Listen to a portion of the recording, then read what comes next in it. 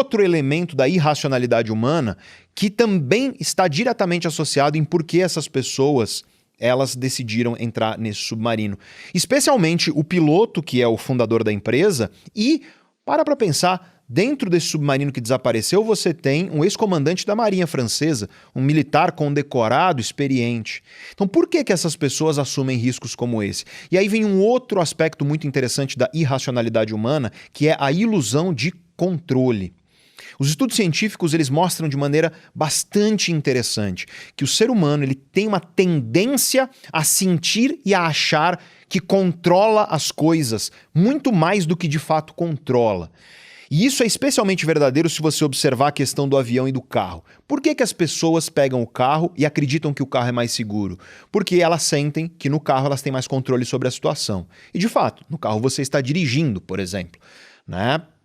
Qual é a questão? Mesmo considerando essa variável, o carro é mais perigoso. E aí vem uma outra irracionalidade humana. Estou aqui acumulando dados científicos na sua cabeça. A ciência também é clara a respeito disso. Talvez você pense assim, não, isso é válido para as outras pessoas, porque eu dirijo melhor do que as outras pessoas. E aí é outra irracionalidade que as pessoas têm. As pessoas tendem a achar que elas são melhores naquilo que elas costumam fazer do que elas de fato são. Então, quando você faz algo cotidianamente, uma coisa que você faz constantemente, por exemplo, quando você cozinha todo dia, quando você dirige frequentemente, todo dia ou vários dias, você tende a achar que você é melhor nisso do que você de fato é. Ou seja, o fato de você fazer algo constantemente, disso fazer parte do seu cotidiano, te leva a uma ilusão de que você é bom naquilo. E nesse sentido, o que acontece na mente humana é um enviesamento. Esse é o termo técnico, tá? Caso você queira estudar, caso você queira mergulhar nisso. Existem vieses cognitivos, esse é o termo mais técnico mesmo. E basicamente o que acontece é que quando nós estamos frente a uma tomada de decisão, a nossa decisão ela é meio que entortada, ela é enviesada irracionalmente de acordo com esses padrões aí. Esses padrões são os vieses cognitivos, tão bem documentados pelo Daniel Kahneman, pelo Amos Tversky e pelos vários outros cientistas que estudam a irracionalidade humana. Então veja só, em primeiro lugar, um cálculo ruim de probabilidades. Segundo lugar, uma ilusão de controle sobre a situação. E terceiro lugar, uma falsa sensação de competência sobre algo no qual você não é tão competente assim. Se você pega essas três variáveis, você já começa a entender um pouco por que essas pessoas tomaram a decisão de entrar nesse submarino. O piloto desse submarino e o tripulante, que é aquele comandante da Marinha Francesa, eles são pessoas competentes, de fato. Então é um militar condecorado e o piloto fundador da empresa, ele é um piloto de aeronaves, é um cara bem sucedido nesse sentido, experiente nesse sentido.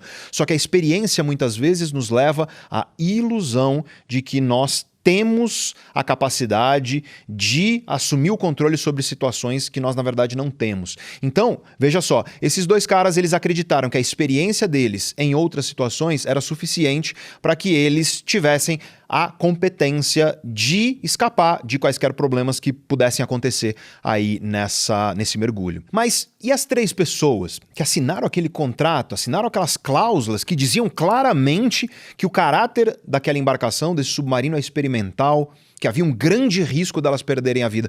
Por que elas fizeram isso?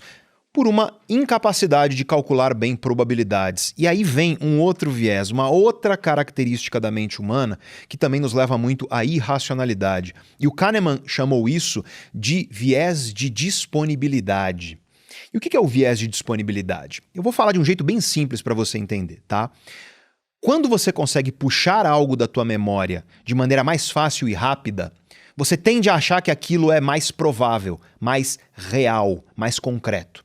Já quando você não consegue puxar algo da tua memória de maneira rápida, você tende a achar que aquilo é menos provável, menos real, menos concreto. Eu sei que parece muito técnico falar desse jeito, mas deixa eu te explicar isso na prática. Até o momento, até esse desaparecimento desse submarino, nunca havia sido reportado um acidente dessa empresa. Ou seja, só havia casos de sucesso. Na pior das hipóteses, algumas embarcações elas chegaram até certo ponto, não conseguiram descer mais e voltaram, mas todo mundo tinha sobrevivido. Ou seja, ninguém conseguia até hoje puxar da memória facilmente um caso onde aquele submarino falhou. E quando a gente não consegue puxar da nossa memória facilmente uma situação, a gente tende a não sentir que essa situação é provável. E deixa eu te dar o exemplo do avião de novo para você entender isso na prática. Os dados quanto a isso são claríssimos e demonstram a irracionalidade humana de uma forma muito, muito clara. Quando você tem um grande acidente aéreo, um grande acidente de avião, a primeira coisa que acontece é que acidentes aéreos em geral, eles ganham as manchetes dos jornais. Então você ouve falar muito mais deles do que você ouve falar dos milhares de acidentes de carro que acontecem todos os dias. Então o que acontece é que é muito mais fácil puxar da tua memória o caso de um acidente aéreo. Se eu te falar aí, me fala um acidente aéreo famoso, na hora você puxa. O avião da Air France, por exemplo, que caiu no Oceano Atlântico anos atrás. A explosão do avião da TAM, que ocorreu nas proximidades ali do aeroporto de Congonhas, aqui em São Paulo. Tudo isso você lembra disso com muita clareza. Por quê? Porque é algo que foi amplamente difundido pela mídia, em primeiro lugar. Em segundo lugar, a própria ideia de você estar preso num avião que você não controla, desse avião cair, isso traz dentro de nós, isso evoca emoções muito mais fortes do que você imaginar um acidente de carro. Né? E o que acontece quando você tem emoções mais fortes é que emoção, gente, emoção é uma espécie de cola super bonder para memória.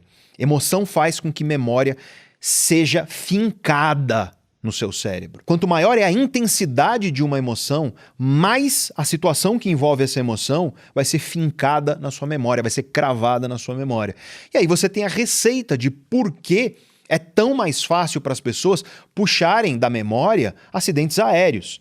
É tanto pela questão da cobertura da mídia, quanto também por imaginar estar dentro de um avião caindo ou coisa do tipo, isso evoca emoção dentro de você. E aí o que acontece? Memórias muito, muito sólidas acabam surgindo dentro de você. E quando você consegue puxar alguma coisa da tua memória com facilidade, isso parece mais provável, mais real. Quer ver a prova disso? Sempre que acontece um acidente aéreo que é muito mediatizado, que a mídia fala muito, no dia seguinte, o número de cancelamento de passagem aérea é enorme. Por quê? Porque as pessoas têm agora facilmente, elas puxam na memória facilmente o caso de um avião que caiu. Então o mero fato de estar ali disponível na memória, que a gente chama de memória associativa das pessoas, o acidente, faz com que as pessoas sintam que aquilo é mais provável, sintam que aquilo é mais real. E aí, logo que acontece um acidente aéreo, muitas pessoas cancelam passagens de avião, mas não só isso. Muita gente para de comprar passagem de avião e começa a viajar de ônibus ou de carro. Porque como você tem facilmente disponível na sua memória associativa o acidente, isso muda a sua tomada de decisão. Conforme o tempo vai passando, isso vai diminuindo, até que você volta aos números normais de viagem de avião.